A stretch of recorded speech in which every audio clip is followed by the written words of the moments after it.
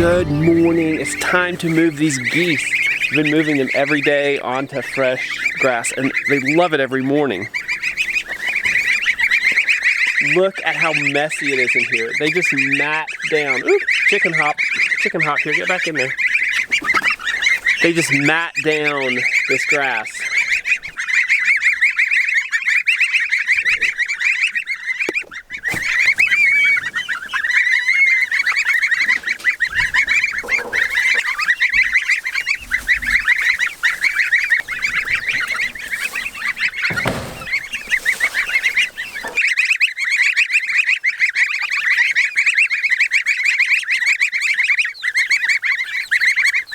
Pretty yummy, huh?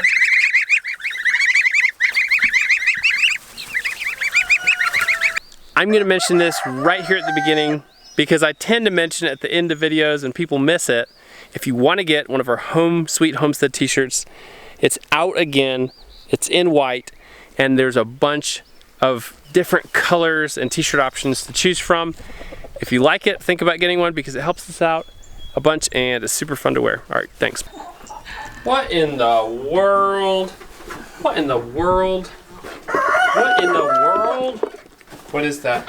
I want to say it. This is a goat chastity belt. I'm sorry, folks, but that's what it is. What's it called? A Bacchus shield. Bacchus shield. I know, folks. It's designed to prevent the goat from impregnating female goats. I don't think it could work. How effective is it supposed to be? Effective. I don't. Okay, well. How effective? I mean, why don't you think it'll work? I don't want to go into it right here and now. So anyway, it's just basically, it has a bunch of babies down here, and it's just kind of hangs there and prevents anything substantive from happening. People say it works. I mean, it should work until we can get our buck pen up. Okay, so here's the thing about Nubians. Technically, they're not supposed to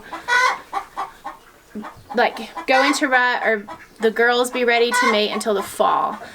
Some breeds of goats can make babies anytime.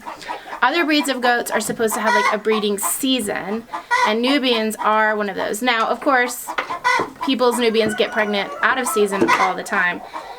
So I just figured I really want to keep Braveheart for one more season, and I figured this will help at least prevent unwanted breeding until we get our buck pen up in the next couple weeks. Okay, she's gone, so we can have Heart to Braveheart now. I know you don't like this, but it's what oh, wait a second. So we had a little Heart to Heart here, and he's okay with it. He says as long as we don't call it a chastity belt in front of the does, we're gonna call it a kilt. So go in there, buddy. You can see he's peeing there, and this thing can get pretty nasty, so you have to wash it. Ladies, hey, it's a kilt. It's a kilt. Flopsy, it's a kilt. Kilt is what that is, okay? So yeah.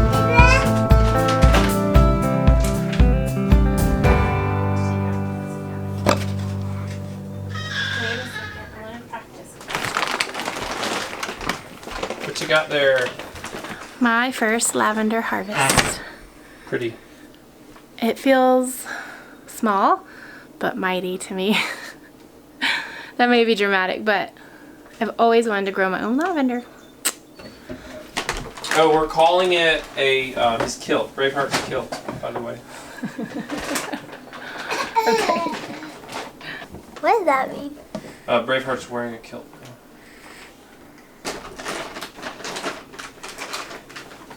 I just searched for the goats everywhere, ran halfway up the mountain looking for them, but I didn't find them up there. Hey Bree, I just went halfway up the mountain looking for the goats, but I couldn't find them up there because they were in the barn. I peeked in the barn, they weren't in the breezeway, and so I went up the back pasture, went over the ridge, went way up the steep road, listening, looking, watching their tracks, and then I came back down. I was like, ah, and they were just sitting in their stalls. That's funny. What's that? Camera. What's that? This is the ultimate diet pill for caterpillars. They just take one bite and they never eat again. This is kind of our homestead supply shelf. There's a ton of stuff back here. This is BT. I'll spell it for you. BT. It's actually a bacteria, and I called it the diet pill. That's how it works. So they eat some of it. The caterpillars, it just kills caterpillars. They eat some of it on a plant leaf, and they will never eat again. They stop eating and then they die.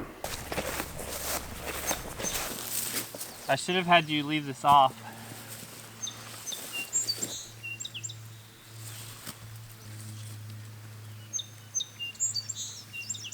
This row cover is here to protect these plants from moths and caterpillars that will just eat them up. And we have never had cabbage look this good because we've never used row cover before.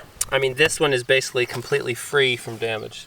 I mean, when you look down, the one on the end here, this one has, you can see a caterpillar there, a caterpillar here, and eaten up pretty good. This one's eaten up some, not too bad though.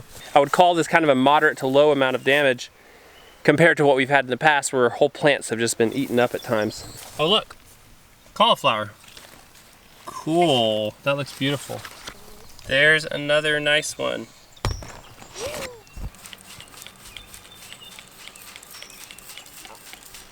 We'll uncover this upper one, and I know this one has more caterpillar damage in it. This bed is not as good either, so the soil is not as fertile. So there's a tiny little head of broccoli at this plant.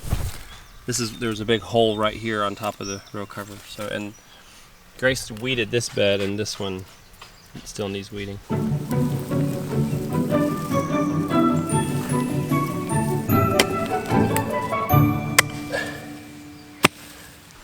We're planting blackberries here, and I've got some nice half composted goat manure I'm going to put in each hole to get them a good start.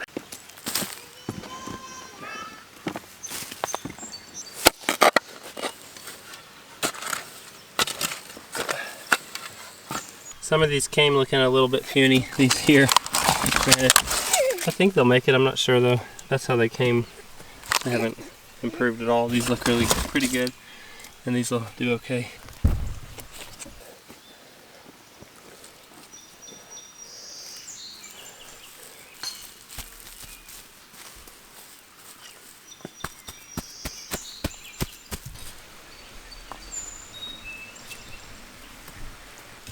How'd you get so dirty?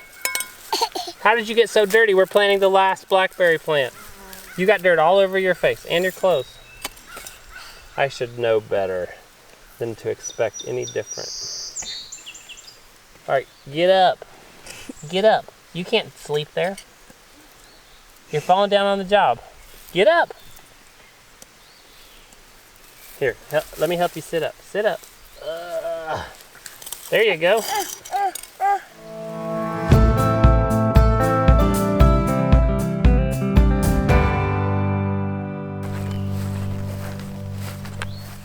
One more thing.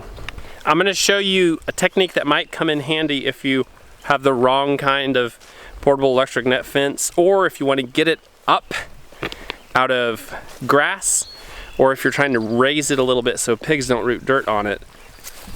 The reason I'm doing this is to try to keep the goats from jumping it, which is Flopsy's the leader. She jumps and then all the rest crash through, but also just to keep it out of the thick grass so it stays hotter.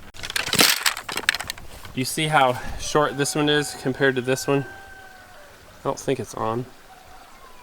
So you see how the bottom of this fence is all down in the grass. This wire on this fence is conductive, and so you could lose shocking power every time this touched a blade of grass, or clover in this case. And then we'll put that fence post back in place right there. This looks way more imposing to me, and from my perspective I just step over fences, but I cannot step over this without getting shocked now. So it's a little higher. I think it'll keep the goats from jumping. We'll just see when we put them in here next, which will probably be late this afternoon or tomorrow. I'd like to see Braveheart try to jump this in his kilt. Anyway, Well, folks, it's been another great day on the homestead. Thank you for joining us. We'll see you in a video soon. Goodbye.